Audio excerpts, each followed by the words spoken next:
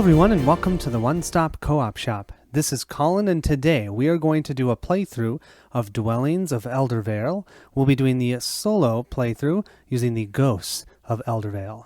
Now, this game at its heart is a Euro worker placement game, but there's some fun elements with combat, both with these awesome looking monsters. Look at these things. They look so cool. This is, I think, one of my favorite ones.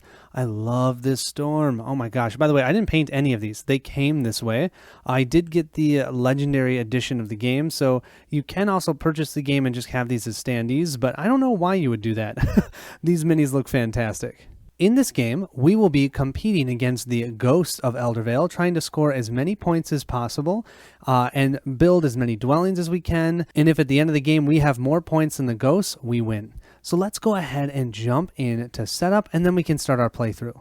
Let's first go ahead and set up our character board. So there are a total of 8 different elements in this game, and each element has 2 different factions that you can play. For example, I'm playing the Wind faction here, the Storm Horde on this side, but I could, if I wanted, I could flip this over and use the Skyborn Avians instead. So you essentially have 16 different factions that you can play as. When you're playing the Ghost of Eldervale, they won't be a specific faction. You'll see when we set them up how that works. But what you'll do, you have this beautiful tray. It has everything already set up for you. You have one of every resource already. You have some tokens I've already put out on the board. Here's your dwelling tokens. That's one of the ways that the game will end, is if you've placed all 6 of your dwelling tokens. You have a total of 6 regular workers. You'll start with 3 on your board in your ready area. You can purchase these later during the game. You also have a wizard, a warrior, and a dragon. Now, for our specific faction that we're playing, our dragon has a special ability and our warrior have a special ability. Our dragon worker is really good at plundering. When you place your dragon in an elemental realm, collect 1 additional treasure token. That is awesome. And then our warrior here has the Valkyrie. Your warrior may join in a battle from any realm or the underworld. If returning from the underworld, though, you have to pay 3 swords. And you'll see how all that works in the playthrough. Lastly, each element has its own starting card. You can see on the back side it's got the 8 different colors here. So for the wind, even if we were playing as the Valkyrie or the Storm Horde, so either side, we'll have this as our starting card. It tells us how much it costs to summon the different types of workers. We have a general gather action and what we can do to dwell. And this is a really cool card, and how the tableau works in this game. It's actually when you reclaim your workers that are out on the board, when you bring them back, you'll actually be able to activate these cards. And you'll see how that works in the playthrough, but it's awesome. Here we have our 8 element tracks, and this is going to track how many victory points you gain for each dwelling that's built on that specific realm tile, or the amount of tableau cards you have that are of that specific type. So that's why right now I already have my token on this 2 victory point spot on the wind area, because I already have 1 card. My starter card is considered a wind card, so I've started 1 space up on this track. Now, you also at the beginning of the game have to choose 4 elements when you're playing the solo game, 4 elements that you're going to play with. 1 has to be the one that you are, so that's why we have to play with wind. I've chosen water, and I've chosen light and order for the other 3. So these 4 elements are the ones we're going to use. These bottom ones, this is shadow or darkness, chaos, earth, and fire. We won't see any of those in this playthrough. You'll see over here I've placed the 3 remainder of my tracker tokens here, and so if, let's say, I go up on the light track, I'll place 1 here, and then this can get pushed up. You're also going to see there's orbs here. The first player, so either the ghost or myself, that gets to the top of this track can gain these orbs, and the orbs have lots of different effects that you can do during the game. I've also placed 2 orbs over here on the glory track. This is whenever you defeat other players in the game, which would be the ghost. The ghost is going to place 1 of their tokens here as well, saying that they're ready to go into combat. Our first round, we will actually not be able to do combat until we reclaim our workers 1 time. Then we'll place our token on the glory track, and that will mean we'll actually can start doing combat. Finally, on this board, we also place our marker here to denote that we start with 1 victory point. The Ghost of Eldervale will start at 2 victory points, since we will be the first player. To finish our player setup, we'll go ahead and draw 5 of these magic cards. We get to start with 5 of them. They have plethoras of different things that we can do. There are some that are spell cards that we can play and then discard.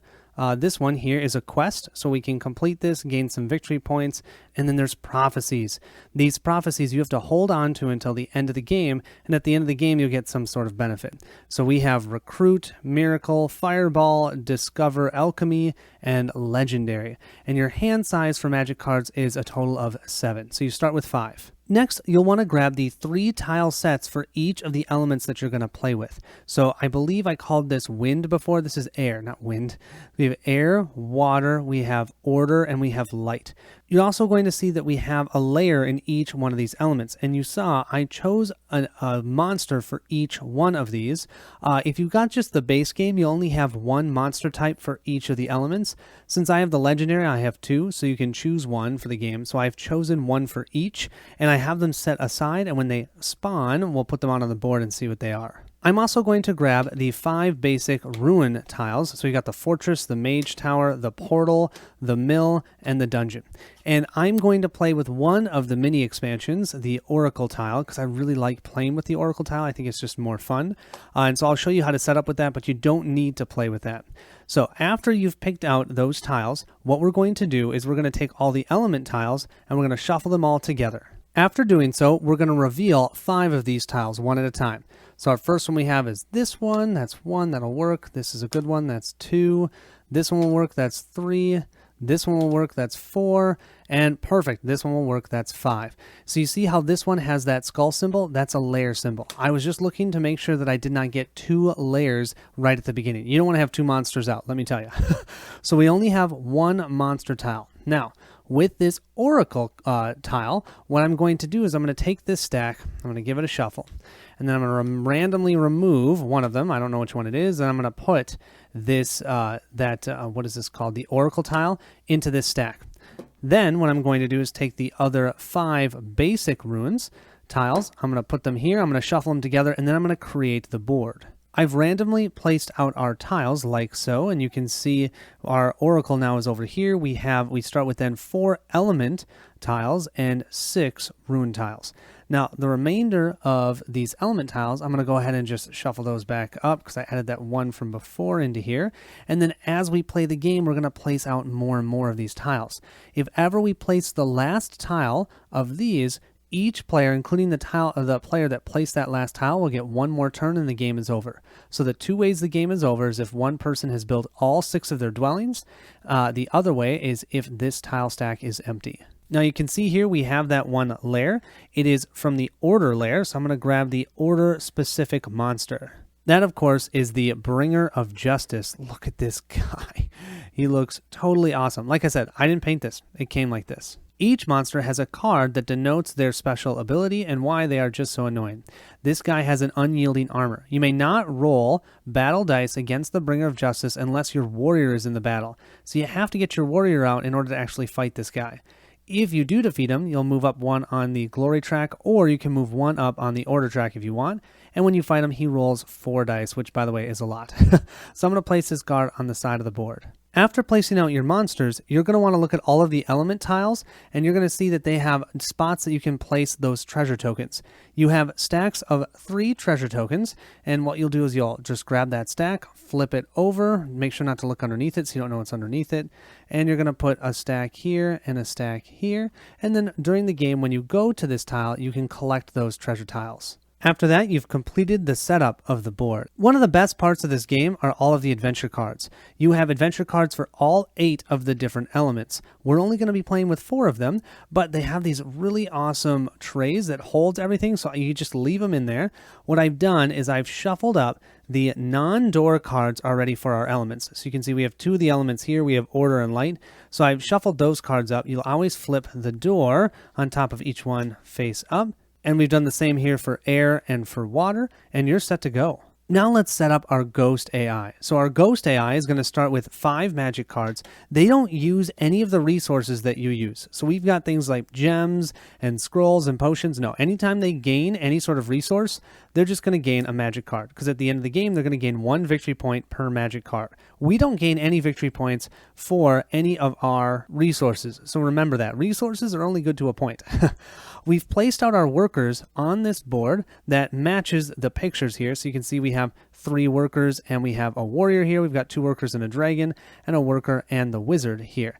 And each time it is the Ghost of Eldervale's turn, you're going to roll a die, and based on what you roll, you're going to activate the card that's underneath here.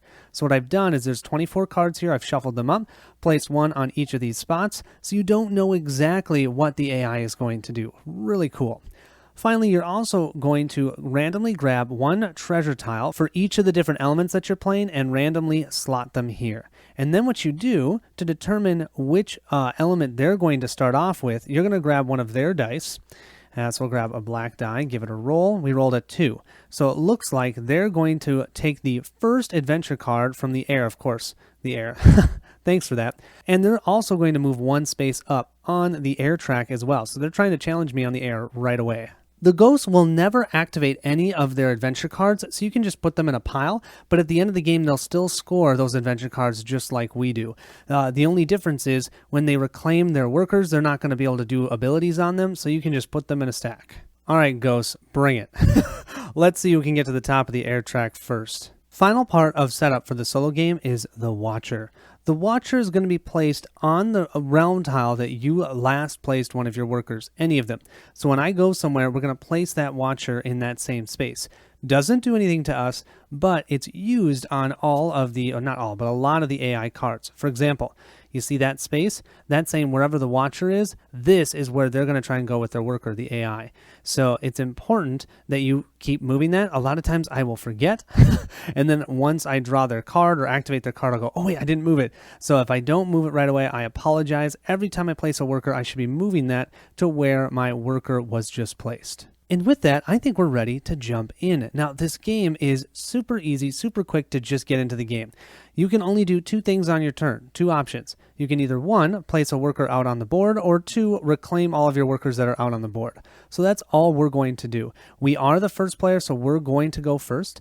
The other thing I want to mention is that normally when you place workers out on the board, if I place it in another space as another enemy, I should say the ghost, or if I place it adjacent or even in the same space as a monster, there'd be a battle. But until I do my first regroup, so I regroup all of my workers and bring them back to my board, it's peaceful. We're not going to have any combat. So I can go anywhere on the board. I'm not going to have this monster rushing me. Also, the ghost might go into the same space as me, and it's not going to trigger a combat. But after I regroup, that will change. For my first turn, it's silly to try and do a regroup action because I have no workers on the board, so I'm going to go ahead and place one of my workers out on the board. Now, the first worker that you place out on your board has to be in an unoccupied space. I can't go ahead and place this here, or if the ghost had already gone, I can't go ahead and place it in the same space as the ghost token. That is only for your first worker. After that, you can put them anywhere you want. And the warrior is an exception to that, but you'll see that as we play. So I'm going to go ahead and just take my worker here, and I'm going to place him on this tile. When you do that, you then can choose to claim either one of these tokens that are here, these treasure tokens, and put them into your board. There are 6 different resources in the game. You've got gems, scrolls, potions, tools, swords, and gold. And then also, magic cards are considered a resource as well that you can use if it has a cost as a magic card, or if you see this symbol here, that symbol means it can be any resource. A magic card is considered to be a resource that you could do for that fortress ability there. So I'm going to go ahead and grab this scroll because I have an idea. Oh, and of course, underneath it, look at what I found. 2 tools. That'd be great to have that. I'm going to place this treasure tile here on my board. Look at this. They have a spot to hold all 4. You can only ever have 4. If you need or you grab on one and you already have 4 on here, you can at any time as a free action convert this to an actual resource. The reasons, though, you might want to keep treasure tiles is you can actually slot them on some tableau cards. Also, you can have a max of only 5 of each of these resource types. So let's say I had 5 scrolls. I can maybe keep this until I use a scroll, and then I could cash that in for a scroll. So that treasure tile is there, and that will end my first action. Now the AI is going to go. We'll grab a die and give it a roll, and they're going to do action number 6. First, you check to see, do they have any workers in the 6 section? They do. They have a regular worker and a wizard. So they're going to always use the worker on the farthest left first. So they're going to grab their basic worker. And then you can see here what they're going to do is place a worker in the dungeon. And then they're going to grab a new adventure card. How they determine the adventure card is they roll their die once again. So let's give it a roll. They rolled a 2. And apparently they heard my challenge of the air and they said, no, I'm going to get another adventure card. So they're going to grab another air adventure card. You can see the 2 symbol is here. They will then discard this card and they will put out a new one. This one is going to the fortress and then they'll reshuffle the ghost deck. Well, they're going to snag the Horn of Victory from me. I was actually really looking at this because each time you complete a quest, you can gain 2 additional victory points. That would have been super fun. Nope, they're going to take it. We'll refresh it now and we have, Relentless Storm. They will move up 1 more space on this track. And then what I'm going to do with this card is simply put it with their other adventure cards. Because remember, now each one of those at the end of the game is going to score them 3 points. And of course, I push myself up instead of them. Whoops. The ghost is black. I just assumed that should be me, but no, they're totally beating me here. Finally, they'll place their worker here in the dungeon. Now, if we were a player, we'd actually activate the dungeon. They're not going to activate it. Don't do anything there. When they regroup and they grab this worker back, they'll gain 2 victory points for every worker that they have in one of the rune tiles. So this is a rune tile. And of course, I already forgot something.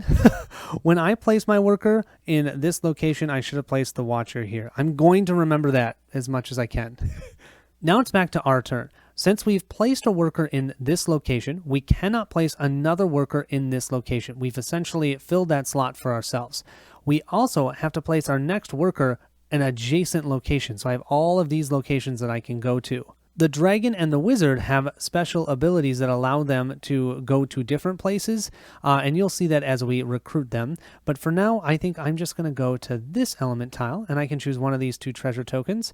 I'm going to go ahead and grab this one that has 2 gems, because I'd like to get that dragon as soon as possible, because that dragon will let me hoard a bunch of treasures. Now that I've placed my worker here, I'll have to move the watcher to this space. The AI will go next, and he gets a 1. With a 1, he'll grab another basic worker. He's going to try and place that worker below and to the left of where the watcher is on the board. If he can't do that, then he'll simply place the worker in the same space as the watcher.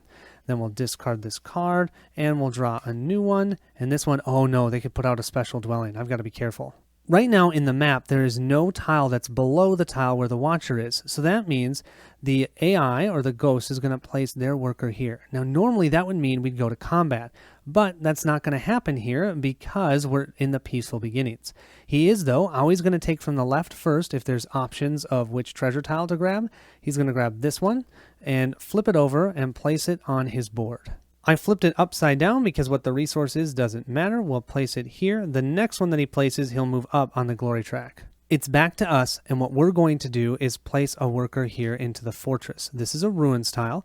What we can do is give up any 2 resources to gain 2 gold resources. Gold resources are wild. They can be any type of resource. So what I'm going to do is actually discard 2 magic cards. I mean, these are great, but not good enough that I'm really going to use them. So remember, they can be considered an any resource, and I want all my other ones to get myself 2 gold coins. Let's move back to that ghost, and he gets a 5. Of course, you guys, you saw I missed moving the watcher. I will move it, but once I move it to where I just went, they're going to try and place their next worker in the spot next to it. Then we'll discard this card. We'll replenish it with this one. The watcher should have been moved up to here because that's where we went. And then that means they're going to place their worker here, grab this tile and put it on their board. And remember, when we had gone here and when he has gone into this space, that would have caused this monster to activate. He would have rushed into this space normally, but we're at the passive beginnings, so that's not happening.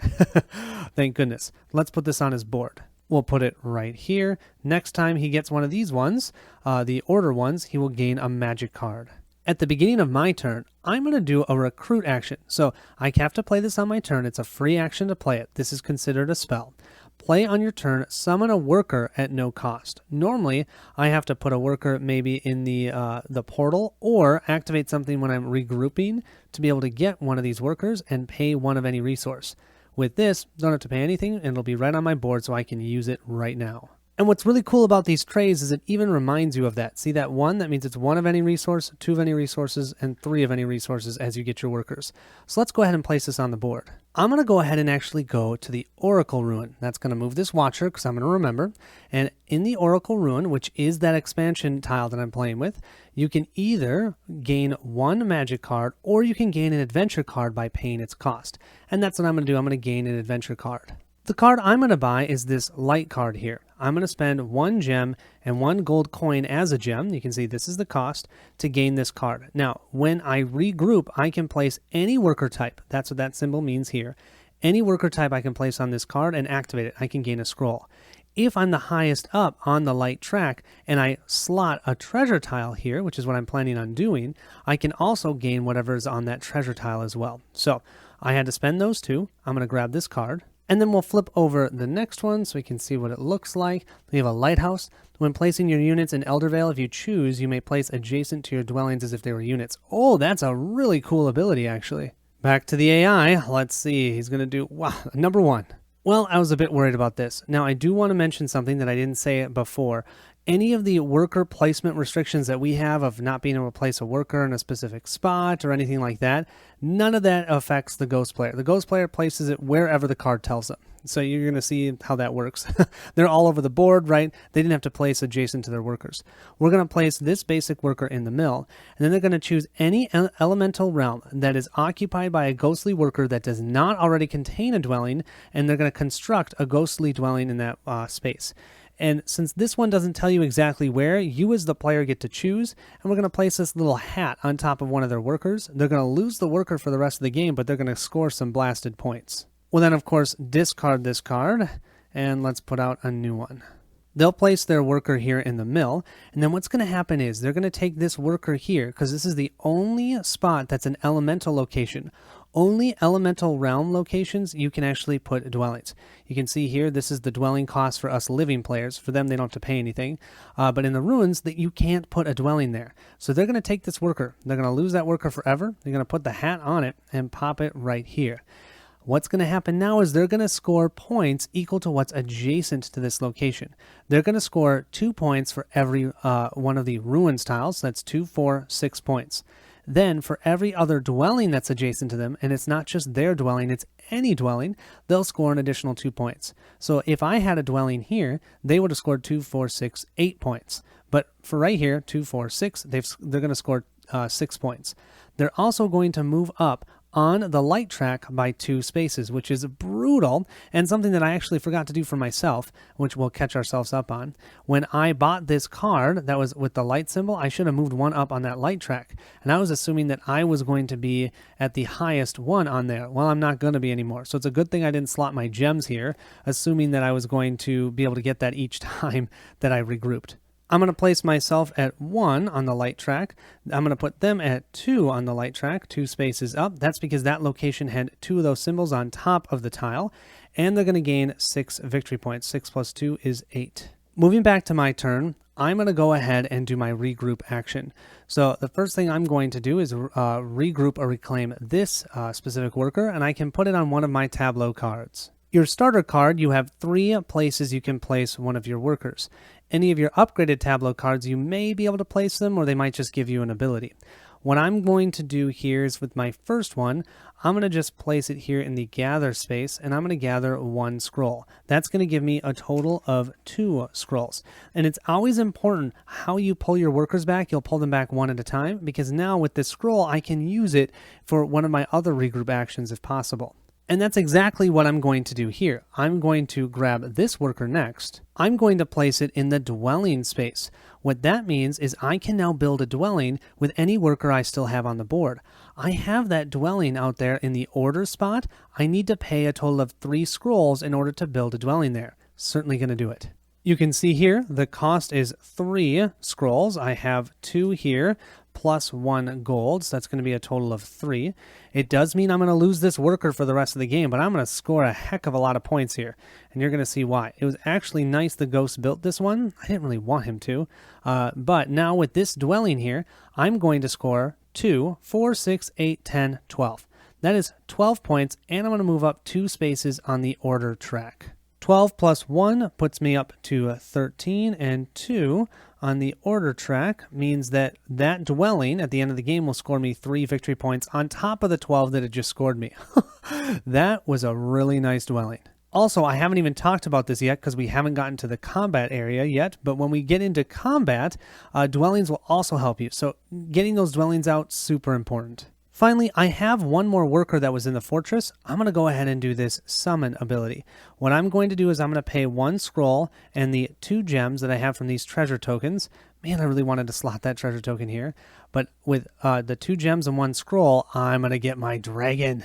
I really wanted that dragon so that I would be able to get double treasure tokens. I've now finished regrouping, and isn't this so much fun how you can do all these fun things just by pulling your workers back? Usually that's the boring part of the game. This is actually one of the most fun parts of the game, is regrouping and activating all of your awesome cards. Now what I'm going to do is I'm going to place this marker onto the glory track, and now combat will commence as normal. I'm also going to grab all 4 of these workers, and now, going forward, I will have these 4 workers. I will not have that one that's on the board that's a dwelling for the rest of the game.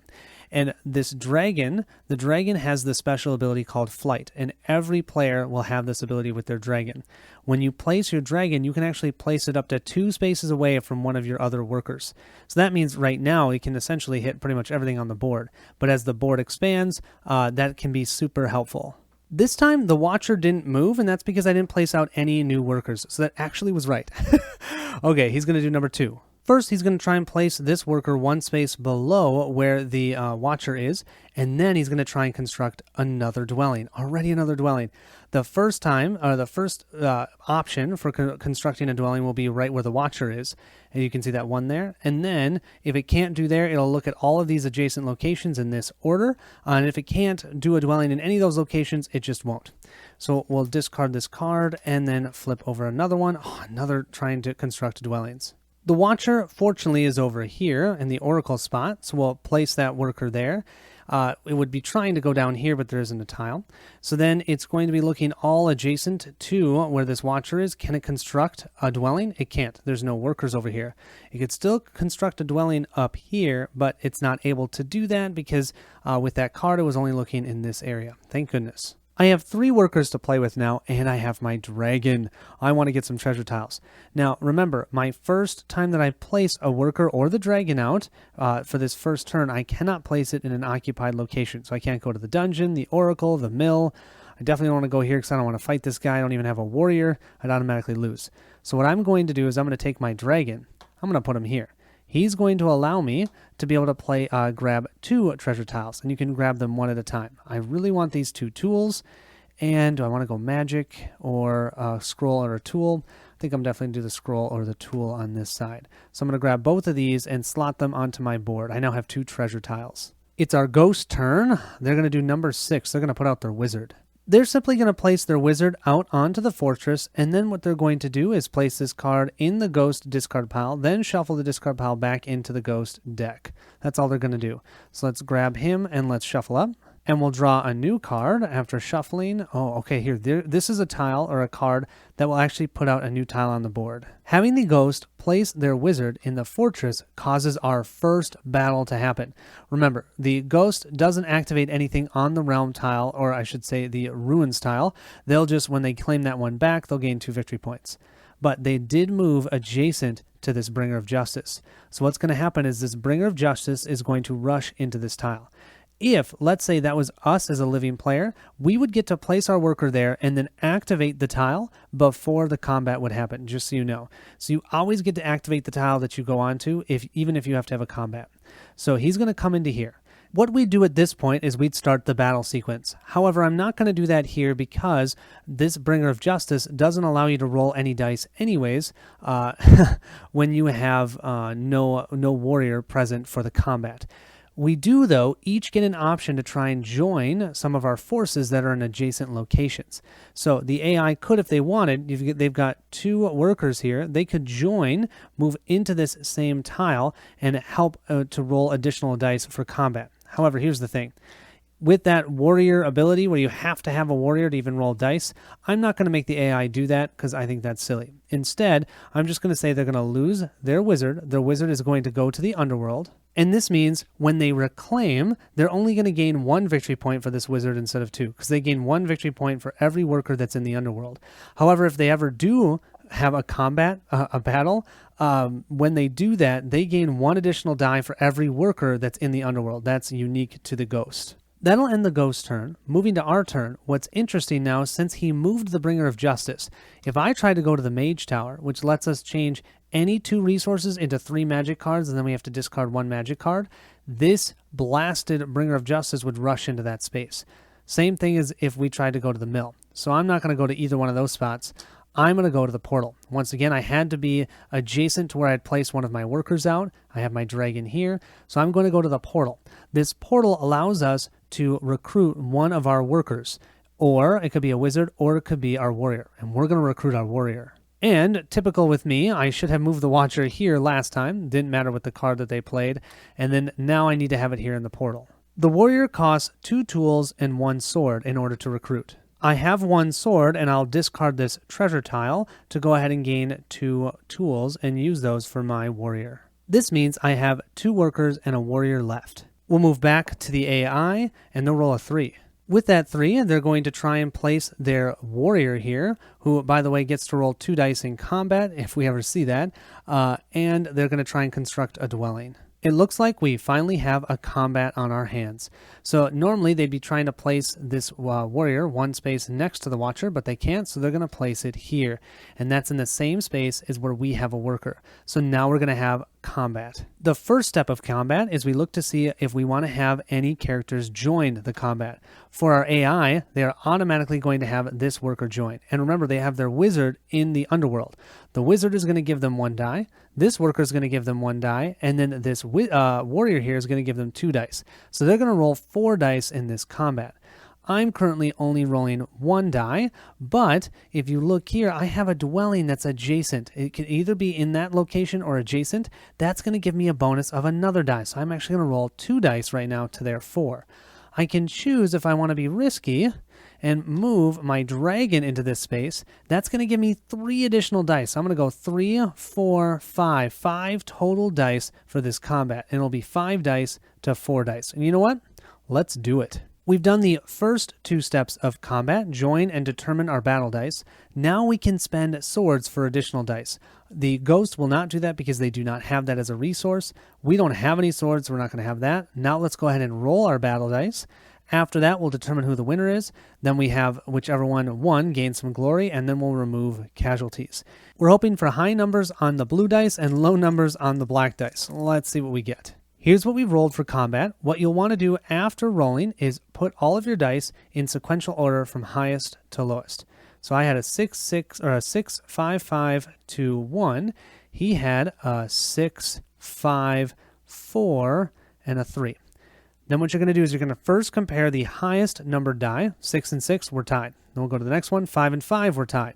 The third one, 5 and 4. Well, I have a 5, he has a 4. That means I defeated his units, just barely.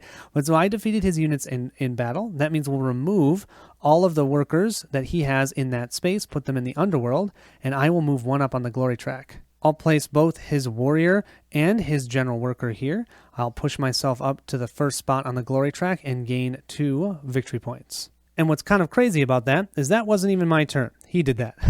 So now it's going to be my turn. As you see, combat can be pretty fun and also a little bit nerve-wracking. What I'm going to do for my turn is I'm actually going to place my warrior right over here in the Mage Tower.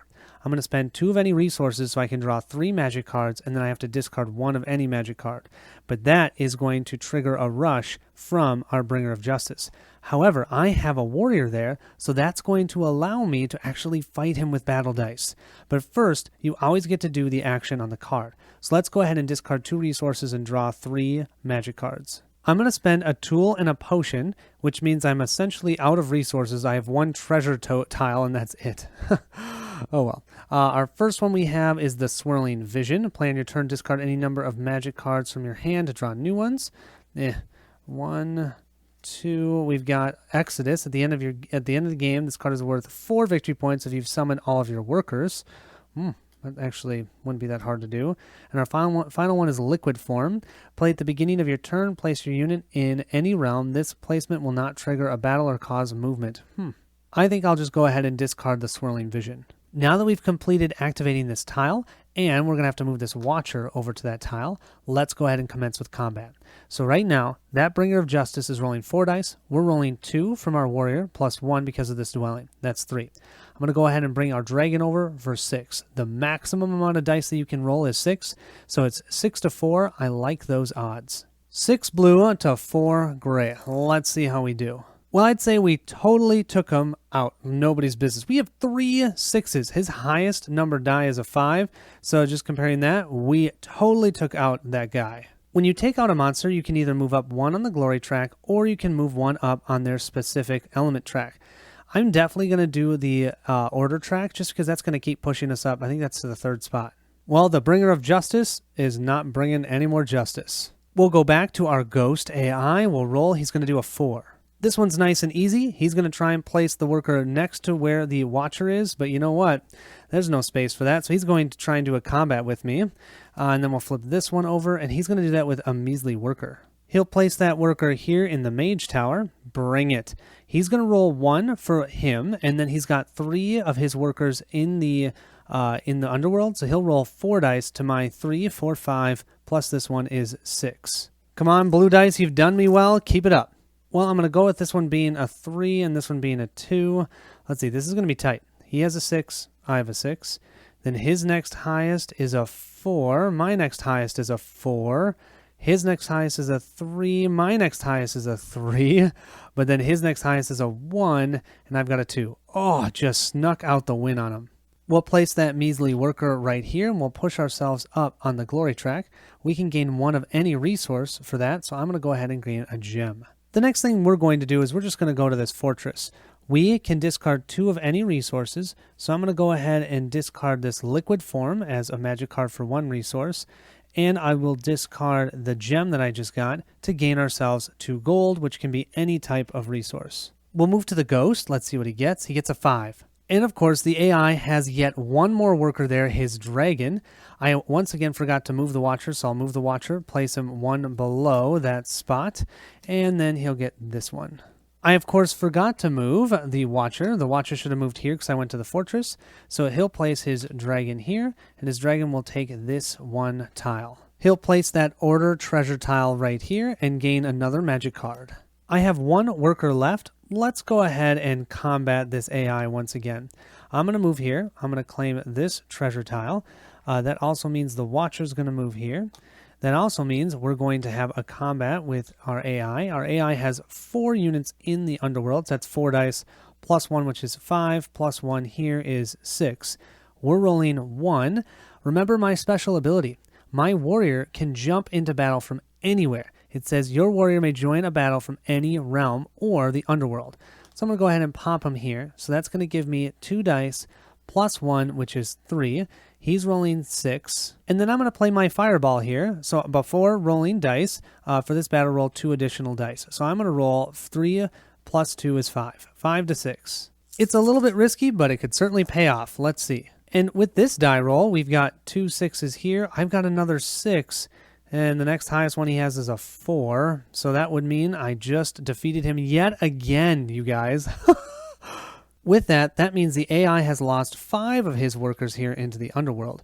Remember, if I had lost any workers, I'd gain swords for every worker that I put into the Underworld. And that's any type, so it could be a dragon, doesn't matter. I'm going to move up here, and that's going to allow me now to move 1 up any of the elemental tracks. I'm going to move up again on the order track, so I'm 1 space away from the top. That will give me a gem. Now you can see here, this does not normally happen. The AI had placed all of their workers, so no matter what I roll for them, they're going to do the reclaim action. So I'm going to take all the ones from the Underworld, and there's going to score 1 victory point for each one. So we have 1, 2.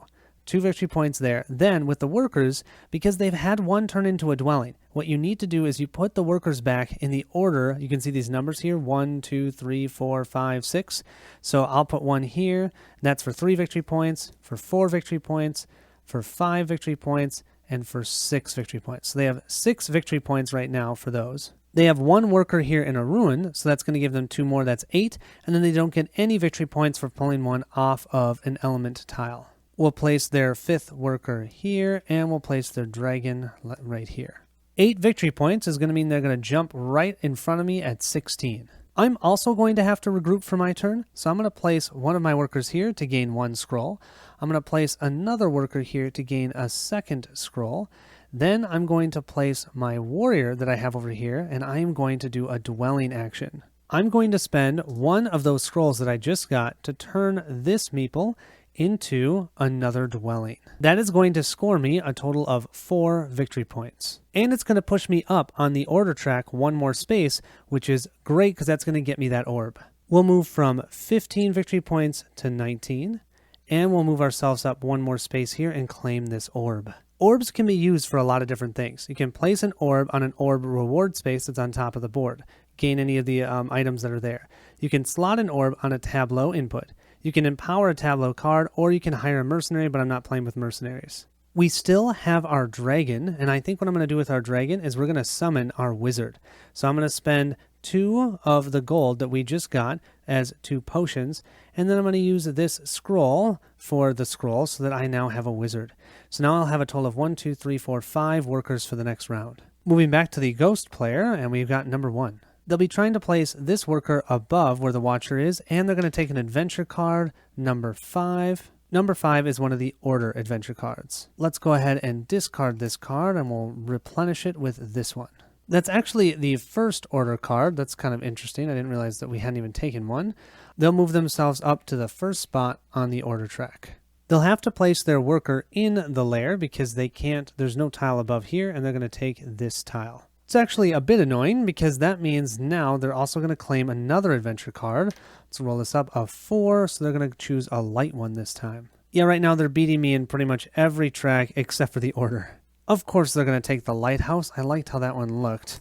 I'm going to take that one, we'll flip this over, and we've got the Gift of the Fallen. Each time one of your units is placed in the underworld, you may choose to gain 1 victory point instead of a sword. Ooh, that's kind of cool. We're in some dire need for 2 things. 1, resources, and 2, some blasted new tiles out. I mean, we have what, 1 more place we can put a dwelling?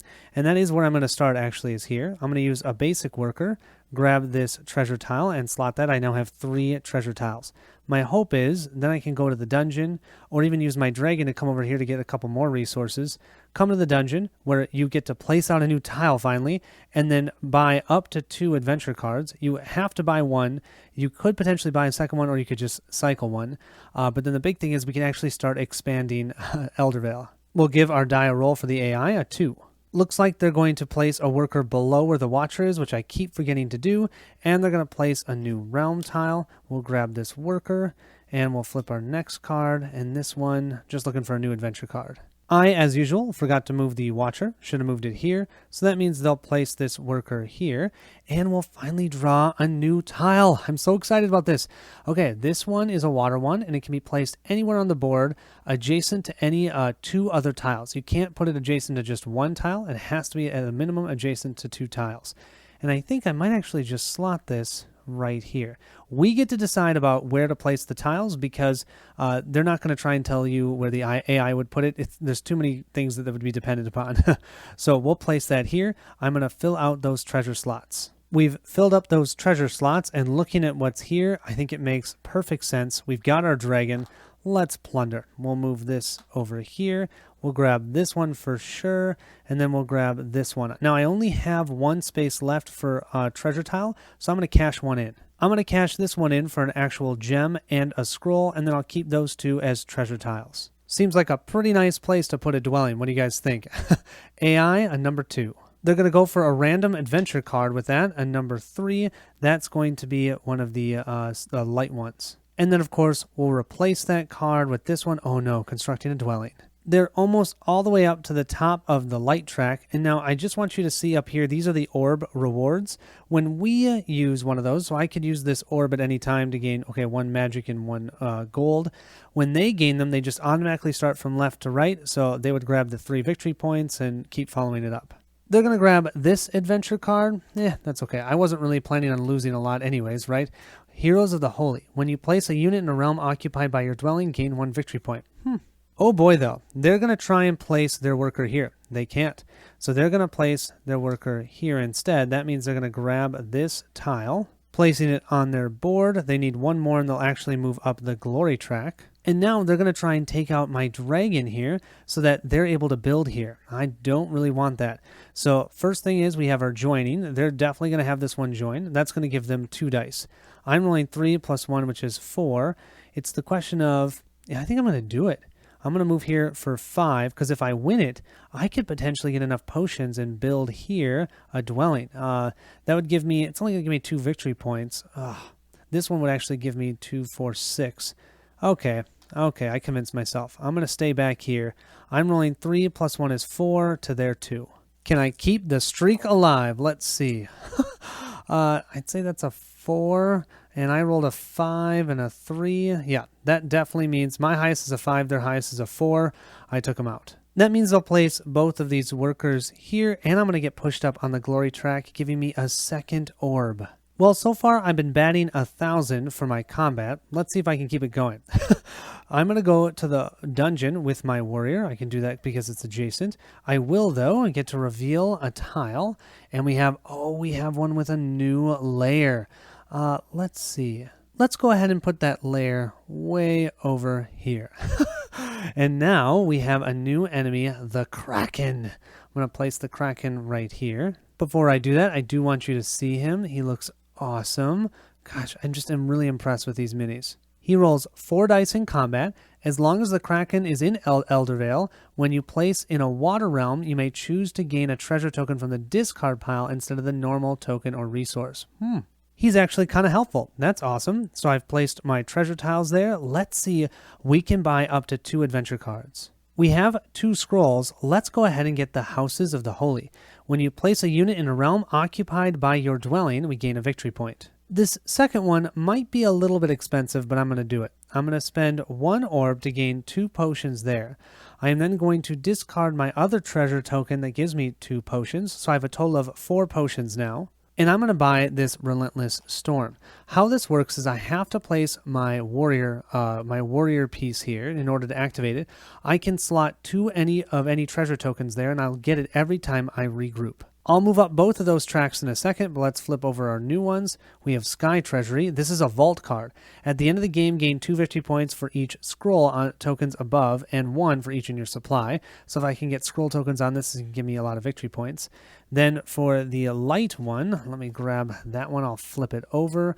And we have the Enchanted Broadsword. When you cast a spell, place it on this card. When you have 3 spells on this card, gain 3 victory points and choose one of the spells and return it to your hand and discard the other. Wow, that's kind of cool.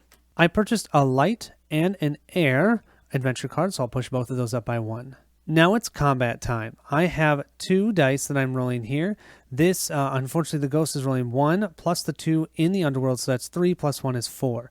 So it's 4 to 2. I could bring this guy in, but I don't want to. Am I going to lose my streak? I haven't lost yet. I rolled 2 ones. Yeah, I think I lost.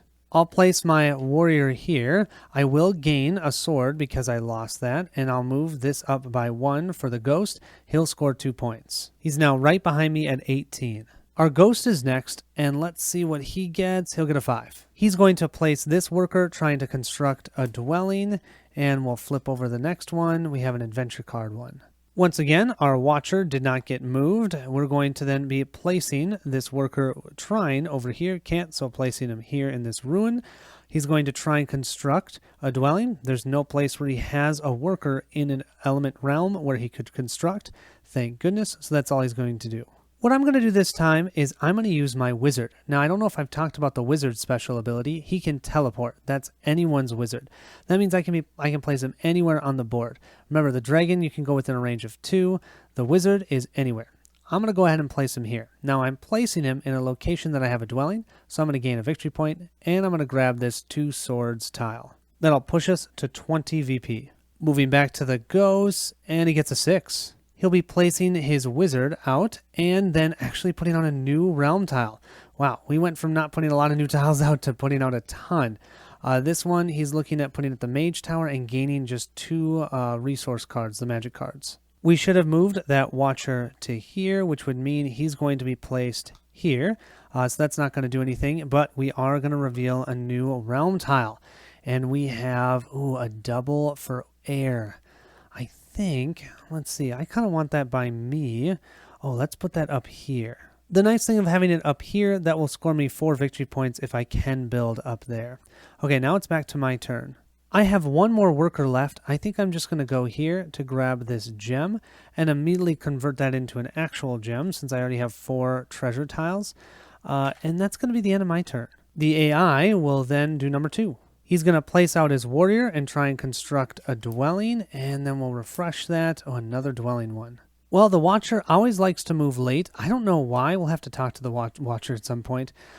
This guy will move to here, and then no dwelling can be placed because, if you look at all these workers anyways, none of them are even in any elemental spaces. So we'll move back to our turn. And for our turn, all of our workers are out on the board, so let's go ahead and reclaim. First thing we're going to do is reclaim our wizard, and we're going to go ahead and do a dwelling action. The game will be officially half over at this point because we have a total of 3 dwellings out. We're going to spend the 2 gems that we have here to build that dwelling. We'll move 1 up on the light track and we'll score 2, 4, 6 victory points. We'll go from 20 to 26. And we'll move up the light track 1 space. We're catching up to you. After this, we'll reclaim this worker to be able to get 1 scroll. We'll then reclaim our dragon over here to do the, let's do the summon here. And we're going to summon our second worker. So we'll spend 1 sword and then we'll spend 1 of either one of these. We'll just discard it. And that will give us our second to last worker, which is great. And then finally, we'll grab our warrior from the underworld, but we don't get to place him in our tableau because he was defeated in battle. But he's now back with us and we can use him the next turn. So we'll have all of these workers to use for our next turn.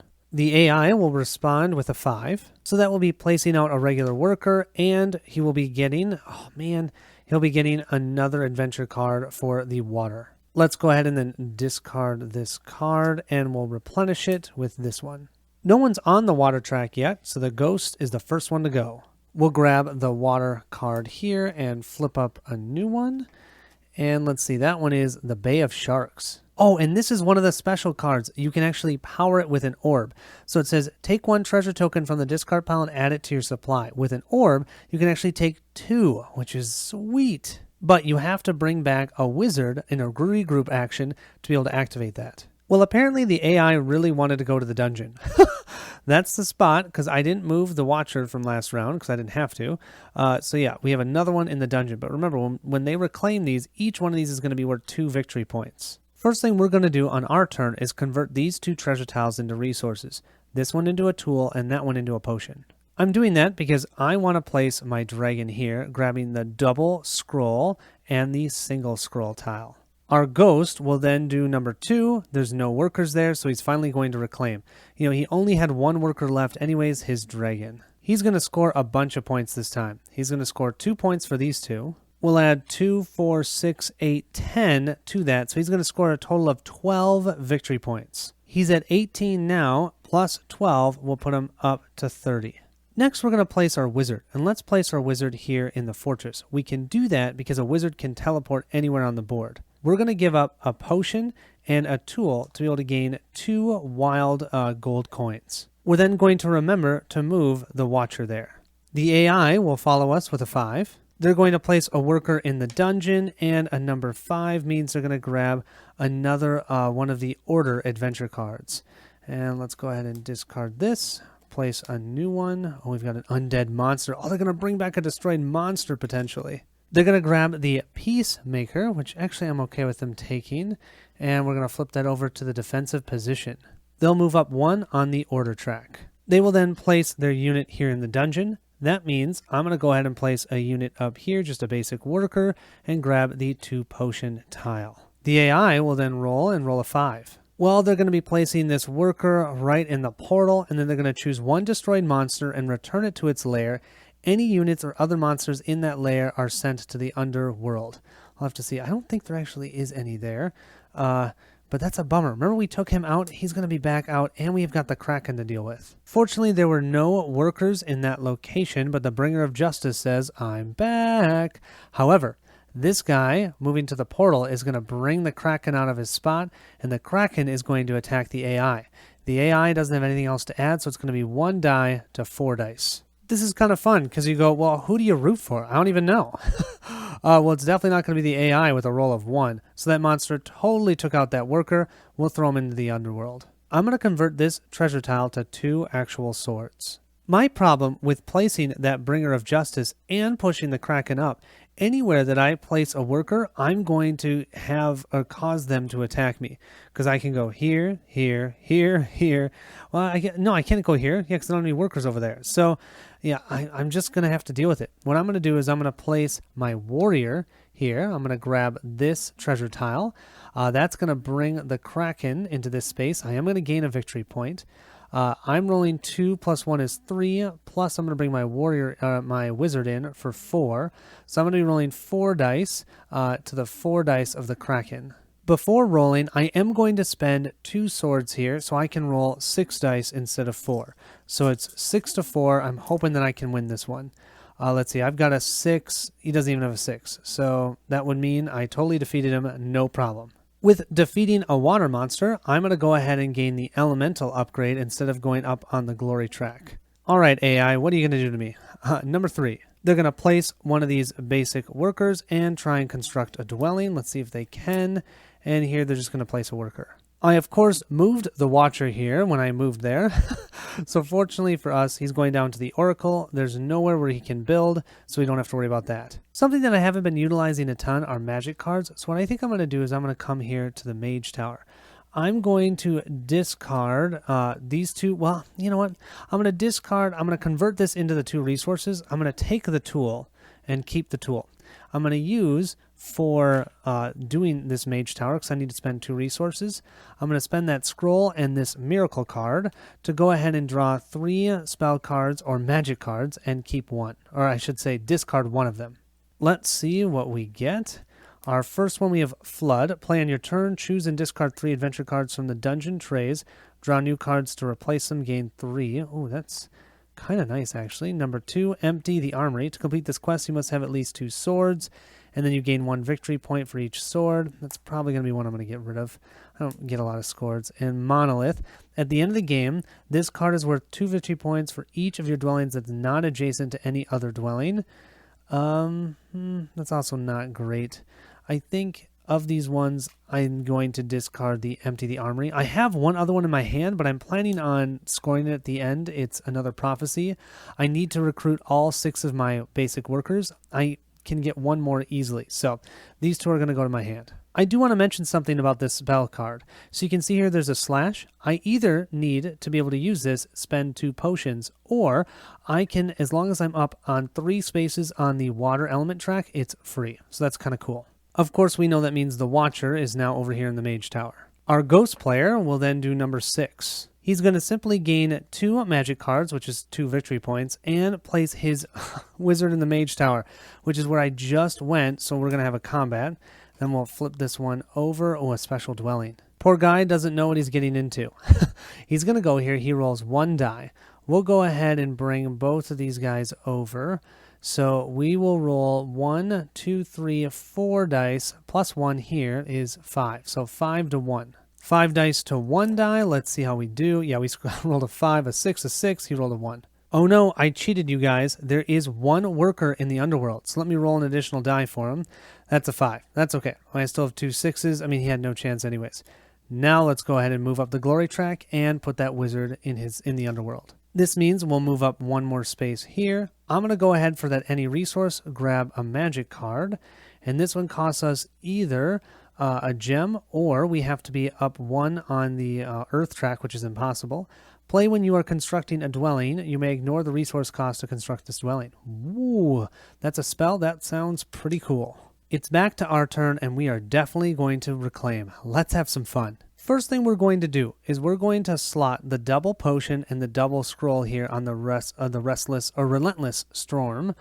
That means when we put our warrior here, we're going to gain 2 scrolls and 2 potions.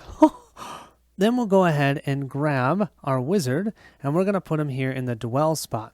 We're going to use that natural abode that we just got. We're going to use 1 gold coin as a gem, and we're going to make a dwelling for no cost. We're going to build our 4th dwelling right here. That means we'll move up 2 on the track, and that's the air track, and gain ourselves 4 victory points. 2 up the air is wonderful because we finally are now above the AI here. 1, 2, 3, 4. We're exactly tied with the AI. We still have 2 more workers. I'm going to go ahead and do 1 here to summon our final worker. I'm going to discard these 2 spells for 2 resources and this tool for the 3rd. So that's going to give us our final and 6th worker, which is great. And then finally, we'll just go here, I believe, to gain another scroll. This means for the next turn, we'll have 1, 2, 3, 4, 5 different workers. Our ghost AI is next to go. He rolls a 1. A simple placement of a worker is what he's going to do, and we'll replenish this with this one. Ooh, a new realm tile. He'll place that worker here. Now, there's no tiles for him to pick up, so he'll just get a magic card and put it in his stack to count his victory points at the end of the game. We're going to go next, and I think, so normally we can't do this, but we're going to use our warrior who's aggressive, and we can do this. We're going to go to the dungeon. That means we're going to have a combat, but it also means we can reveal another tile. Ooh, we just got a basic order tile.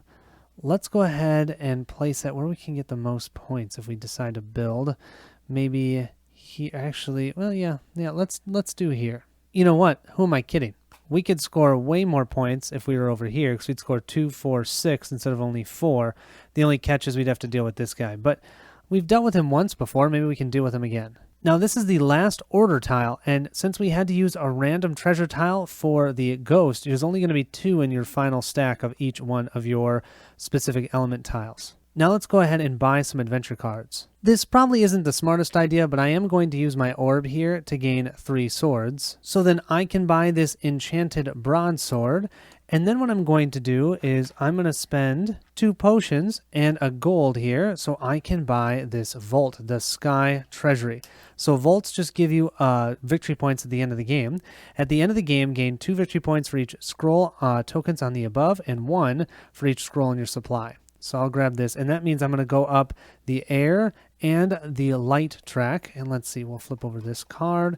We have the wall of ice, and then for our light card, we'll flip this one over. Ooh, illuminated tome. At the end of the game, gain 2 victory points for each treasure token above. Oh, you can just put 3 treasure tokens here and gain 6 victory points. With that air purchase, too, I'm going to push myself all the way up to here, and I'm going to gain another orb. And with light, I am 1 away. Our ghost will go next. He rolls a 5. That means he's putting out his dragon. Putting out his dragon and rolling for an adventure card, we've got a 2. 2 is a light adventure card. That means he's going to take that orb. I was so close, but he's going to take that, and he's going to try and place his dragon. We'll replace that card with this one. With gaining the light card, which we're going to see in a second, he's going to grab this orb and immediately gain 3 victory points. So he'll go up to 33. Just snuck that away from me. This one isn't terrible for him to have. We'll go ahead and flip this one. Oh, this is an aura, our first aura. You can actually attach an aura to another one of your cards, and it says here, when you gain the benefit of the attached card, also gain 2 victory points. Kind of cool. I had that one of my games at the beginning. It was awesome. Now, probably not that useful. All right, you guys, I made a couple errors here. First thing, I should have put the Watcher here. Second thing, I should have done a combat here before I moved to his turn. I didn't. So let's do that combat. If I end up winning, we'll then have to do another combat with the dragon. If I lose, then the dragon will just be placed here. So right now, it is 1 die plus this one is 2, plus there's 2 of his workers in the underworld, so that's 4. Compared to my 2 for my warrior, 1 for this one, that's 3. I don't think I can do anything else. I don't have anything to help me with, I have no magic cards, so it's going to be 3 dice to 4 dice. If I happen to win that, then he's going to come in here with a dragon, and then it will be 3 dice to 4 dice, 4, 5, 6 dice. Oh my gosh, I'm probably going to lose that warrior, which is a real bummer. 4 dice to 3, let's see what we get.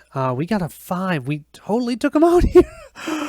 This is why, so I played this with my wife, and when we were playing competitively, she did not like playing with me because I always seemed to roll pretty well. Well, we'll put that worker here, push ourselves up one more on the glory track. We now can upgrade one of our elements. Let's go ahead and do the water, so I'll push that up to here. And then now this dragon is going to try and get revenge on us. So he's going to roll 1, 2, 3, 4 plus the 2. He's considered 3. There's a dwelling next to him, so that's 4. And then there's 3 guys in the underworld, so that's a total of 6. Actually, it's 7, but the most you can roll is 6. And we have our whopping 3. Let's see. Can we do it? I mean, there's still a chance. That's the thing about this game. There's always a chance. We rolled a 6. He rolled a 6. We rolled a 5. He rolled a 5. But then he took us. We rolled a 3, and he rolled a 5. So this dragon will be placed. I'm going to have to lose my warrior, and they're going to move one up on the track. If I had snuck that out, that would have been amazing, because that would have given me another orb, but no. So I will gain 1 sword. He'll push up 1 on the glory track. Any resource is just a magic card for him, which is 1 victory point. Now remember, I can pull him out with 3 swords. I've got 1. If I can get 2 more, that's an idea. For my turn this round, I think I'm just going to come here. I have to, I've been totally removed from the board, so I can't go into combat, especially because I don't have a warrior, so there's no chance. I'm going to come here. The Watcher's going to follow me. I'm going to get this one and immediately discard it to get another magic card because I only have 1. We have a lightning bolt. Play after battle dice have been rolled. This card counts as if you'd rolled an additional die with a value of 6. Oh, that's an awesome card. Our ghost will go next, and he rolls a 3. Seriously? He's going to try and combat me again, I think, and place out a new realm tile. And let's go ahead and flip this one. There we go. Unfortunately, he would try and put this worker here, but no, he's going to place it here, and he's going to attack me. Man. He's going to take this this treasure tile, and he's going to reveal the next dwelling tile. Oh man, we've got another lair. Where do I want to put this? I don't want to deal with him. I'm going to place him all the way over here. You know why I don't want to deal with him? Because he's awesome. Look at this amazing mini. Oh my goodness. Just love how it looks. He rolls 5 dice in combat. A force of wind. When a battle is triggered with this living storm, all adjacent units must join the battle, and then lightning bolt spells may not be used against him. He's also going to place this here on his track, which is going to push him up on the glory track, and that means he can move up one of these tracks. I'm just going to say it's this one because there's still a potential he could get an orb. Not only that, he's going to pull this worker into here. He's going to roll 1, 2, plus the 3 in the underworld, 5 dice to my 1. And I've got nothing that I can do. So it's just going to be 1 to 5. I think chances are pretty good we're going to get killed here. Let's see. We rolled a 5. He rolled a 5, though. Bummer. So he rolled a 5. Oh, man, I was so close. If he had not rolled that 5, we would have actually won. But because his next highest is a 4 and we have nothing, he does take us out. That's now 2 workers in the underworld for us, and he's going to gain 2 victory points. He's catching up with us on this glory track. 2 more points will have him go from 33 to 35. Well, I've been completely cleared off of the board a second time. So I think what I'm going to do is I'm going to come with my dragon here. I'm going to grab this one and this one for our treasure tiles, and that should end my turn. He'll roll his die, and he gets a 4. And if we look here, he has no workers in the 4 slot, so that means he will do a regroup. He'll gain 3 victory points for these 3 workers, and actually only 2 more for this one, so it's a total of 5. He's going to keep pushing ahead of me, going to 40 points. Well, I was actually thinking I was going to have to do battle to do this, but because he reclaimed or regrouped, I can do it. I'm going to use my wizard here. I'm going to reveal a new tile and buy 2 adventure cards if I can. Oh, a nice air one. I'm going to place it way down here, outside of the spaces of these 2 monsters that I don't want to deal with. We only have 2 tiles left, too, you guys, so we're getting close to the end. I'm hoping I can get my 2 dwellings out, though, too. I am going to remember to place this right here. What's the ghost going to do? A 2. Well, the ghost is going to be a jerk. He's going to place the worker right where I want to place mine. I'll have to just deal with it later. Okay, here's our reshuffle card. He's going to go right here, taking this treasure tile. It's so annoying. It might actually not be as annoying as I thought. I forgot I have my swords. I have 3 swords, so I can bring my warrior back and help us attack. And that, I think, is what I'm going to do. With my one worker left, I'm going to go ahead and come to this spot. I'm actually going to be able to get another 2 swords for that. This is then going to cause a combat. He's going to only roll 1 die. I'm going to roll 1, plus I'm going to bring this in for 2, and then I'm going to spend 2 plus 1 is 3 swords to bring our wonderful warrior back. So that's 2, 3, 4. 4 dice to 1 die. And I'm not going to forget to move the Watcher. 4 dice to 1. I like those odds. He rolls a 4, I roll a 6. I'm good. We'll place that worker here, and I'll gain another orb. I've got 2 orbs now. We'll roll our die for the AI. He rolls a 5. He's going to place a regular worker and then try and do a dwelling. And then we'll draw our next card that we have here. Oh, he's going to place another realm. Remember, there's only 2 left. Well, we were lucky. He's going to move up to here. He would, if we had left that worker here, he would have dwelled. But looking around here, there's no place that he could dwell. Oh, and this guy's going to come here. I didn't even see that. And he's going to just be taken out because he doesn't have a warrior.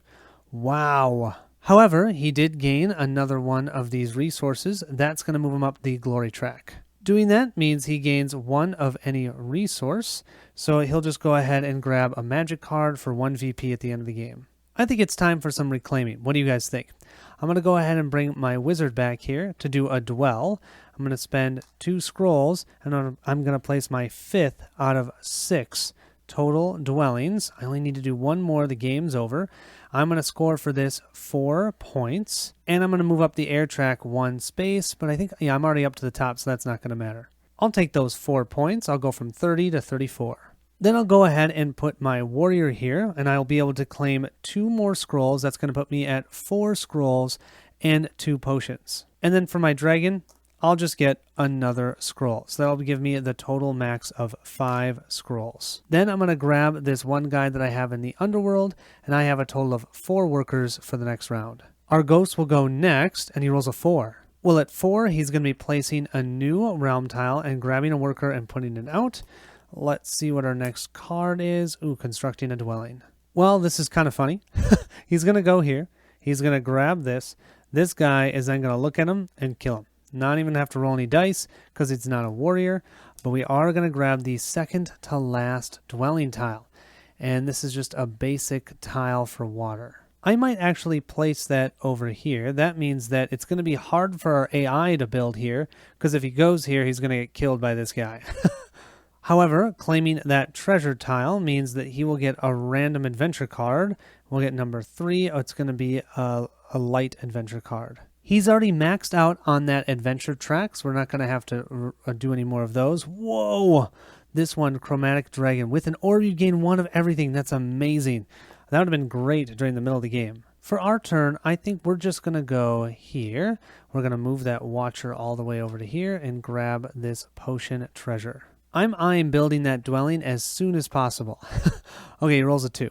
Well, go figure. He's going to place this into the fortress and then reshuffle the ghost deck. He'll then replenish that with, oh no, a new realm. If he gets that, he could end the game before I could get that dwelling out. The fortress is right here, so that's not terrible. I think then I'm going to go ahead. Do I want to do it? I think I'm going to. I'm going to go ahead and place our wizard here at the oracle, and I'm going to buy an adventure card. I'm going to use this orb here for 2 gold coins, and then use the 2 potions that I have, 1, 2, 3, 4, to get the Bay of Sharks. The biggest thing is I want to move up the water track. Not sure if all of that is worth it, but, you know, I decided to do it. World's Edge of Falls. That's a vault. At the end of the game, gain 2 for each potion, and you gain potion from the supply. The nice thing is that's going to push us up to 4 victory points on here. And let's see what the AI gets. Oh, he's going to end the game. Not only is he going to end the game, he's going to try and attack me too. He's going to put out a realm tile and attack me. And let's go. Well, I think he is. Let's make sure. Maybe I'm wrong. I am wrong. Look, I will get to place this worker here. I thought he was going to move to here and attack me, and I was going to lose that potentially because his strength would have been a 4. The final one, yep, it's this layer. Let's just put this over here. We have our awesome looking Griffin here. As long as the golden Griffin is in Eldervale, you pay 1 less resource for the first adventure card you acquire each turn. So this is kind of ridiculous. We literally have one more turn left because of the AI. And I was smart enough. I put the wizard here.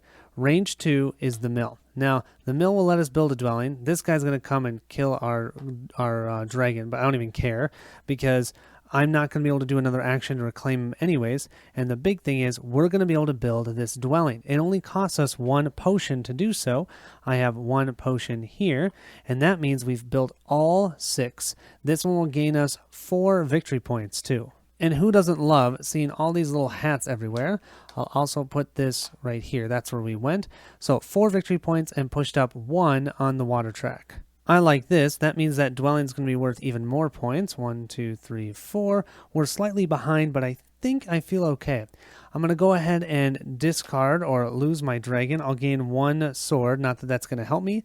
The AI gets 1 more turn. We'll roll a die, and they'll do number 3. They're going to place their warrior 1 above where we just went, and they can't do the realm tile, so that's all they're going to do. That's not going to do anything for them, fortunately, because that's in a ruin, and they're not going to be reclaiming or regrouping, so that's going to be the end of the game. Now, something I did forget to do. I had that vault, you guys, and I was going to put the 2 scroll tokens that I have. I have 2 scroll treasure tokens. I would have slotted both of those on there. So this one's on there, and this one is on there as well. Whew, okay. That is the end of the game. Let's now go ahead and walk through scoring. I'm terribly sorry. It's getting late. I should have also done this. An orb is worth 1 victory point at the end of the game. I might as well have put this one here for 2 victory points, which actually is pretty hilarious because that will literally put us tied at 40 points. Let's go ahead and score the AI first. So the first thing that we're going to do is score their elemental power. They're going to score equal to wherever they are in all these tracks. So you've got a 5 plus 3 is 8, 9, 10, 11, 12, 13, 14 points. So they're going to go from 40 to 54. Then they're going to score their dwellings. Well, they only put 1 dwelling out, but that's in a 5 score spot because in that element, they're all the way up to the top. So they scored 5 points for this dwelling. That'll move them from 54 to 59. Then they're going to score all of their adventure cards based upon where they are on the elemental tracks. So for example, this is worth 5 points. That's worth 5 points. This one is only worth 3 points. So I'm going to go ahead and count these up quick and tell you the total. They scored a total of 35 points. 10, 20, 23, 26, 29, 32, 35. That will put them all the way up to 94 points. Finally, they'll just score 1 point per magic card. So 1, 2, 3, 4, 5, 6, 7, 8, 9, 10, 11. 11 plus 94 is 105. So that's what we're trying to beat, 105. First, we would score our orbs. I got all my orbs out on the board, so don't need to score those. Next, we're going to score our elemental tracks. I've got 4 here plus another, well, 2 5s here, so that's 14 plus 4 here is 18. 18 plus 40 puts me at 58. Next, let's go ahead and score our dwellings. We have 5 here, 5, 10, 15, 20, and then we have 2 that are at 4s, 24 and 28. So we have a total of 28 points from our dwellings. That puts us at a total of 86 points. Then let's go ahead and score our tableau cards. Now, the catch for us, the AI would always get to score all of their tableau cards. We can only score tableau cards equal to the amount of dwellings we have times 3. I have all 6 of my dwellings out, and I did not get a lot of tableau cards, so I don't have to worry about that. We are going to count our starter. So this is worth 5. This is worth another 5. That's 10. The sun is, well, that's worth 4, so that's 14. This one's worth 4, so that's 18. This one's the sun, 19, 20, 21, 22, 23, 24, 25, 26. So we scored 26 points with our tableau cards. That puts us at 112, so we've already beaten the AI. The final 2 parts of scoring for us are any vault cards. So we have one here at the end of the game. Gain 2 points for each scroll token on the card above. So that's going to give us 4 points and 1 for each in our inventory. 1, 2, 3, 4, 5. So that's 4 plus the 5. That card's worth 9. And then this card is worth 4 because we got all 6 of our workers out. So 9 plus 4 is 13. So I'll add 13 to our score. So we won 125 to 105. So we won by about 20 points. That's actually pretty close. I will say I have not lost to the AI yet. I've only played it 2 times now. This was my 3rd time. I don't know. I might be... The only thing I have a hard time with is they have a challenge getting dwellings out, especially if you focus on getting them out. And that's a lot of the ways that they score points. I mean, that's the way I scored points, is through those dwellings. So that is a strategy that seems to work pretty well and pretty consistently against the AI. Doesn't always work, I'm assuming, but so far for me it has. But playing this game competitively, you guys, it sings. It's great. Really enjoy it competitive. Solo, it's fun, but I would definitely put this more in the competitive bucket for me. I played it with my wife. We really enjoyed it, although I really want to try and figure out how to do 2v2 with the 2 on the other side being the AI, so you could work cooperatively against the AI. That'd be pretty cool. A double AI. Not sure how that would work, but I've got ideas.